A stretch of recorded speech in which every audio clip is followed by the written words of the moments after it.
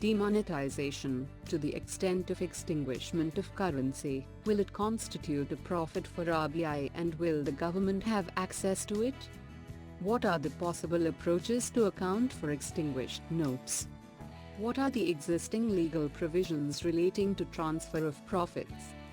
How can the government be able to reap the dividends by extinguished part of the currency in circulation? What can be our suggestion in this direction? GS Paper 3, Indian Economy.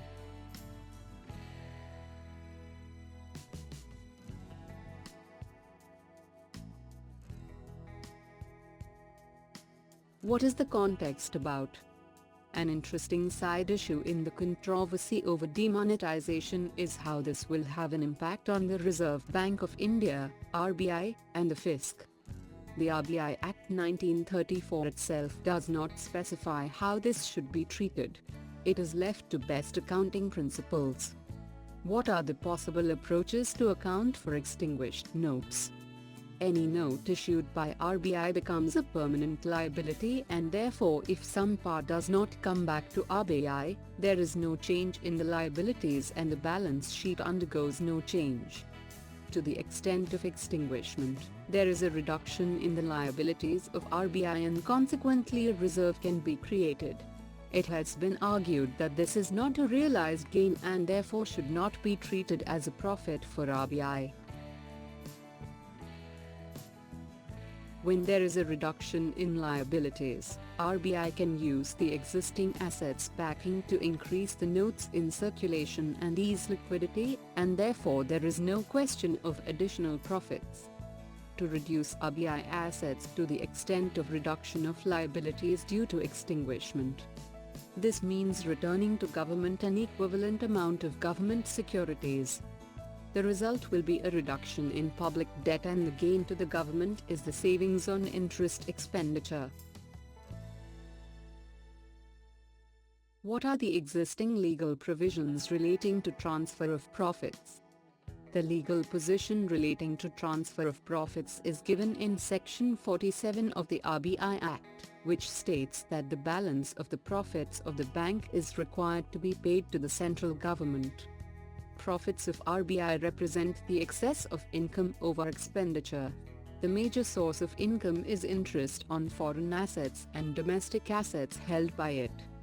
Out of gross income, amounts are set aside on a year-to-year basis in a contingency fund for meeting unexpected and unforeseen contingencies, including depreciation in the value of securities, risks arising out of monetary, exchange rate policy operations, systemic risks and any risk arising on account of the special responsibilities enjoined upon the bank.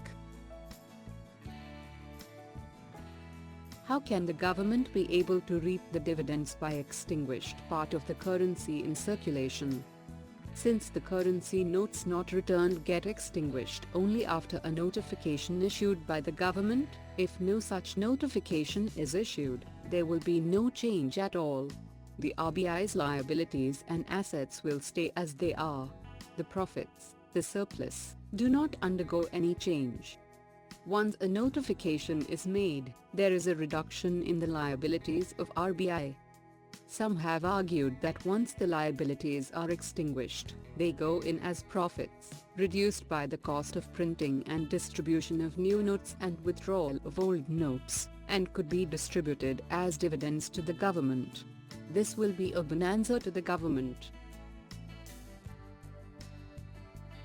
What can be our suggestion in this direction? Our suggestion is to use part of the extinguishment of currency notes to add to the contingency fund, to increase it to at least 10% of total assets, and use the balance to reduce the assets of RBI, which are largely in the form of government securities, to the extent of the currency notes extinguished. This is not only logical but also prudent. The government will gain to the extent of interest income saved by the return of government securities. But the reduction in income to RBI will be equivalent and therefore the dividend paid to government will be less. The net result will be no change either for the RBI or government. It should not be used as a means to augment the revenue of the government with all the inflationary implications. Prudent accounting and policy must take note of the larger macroeconomic implications.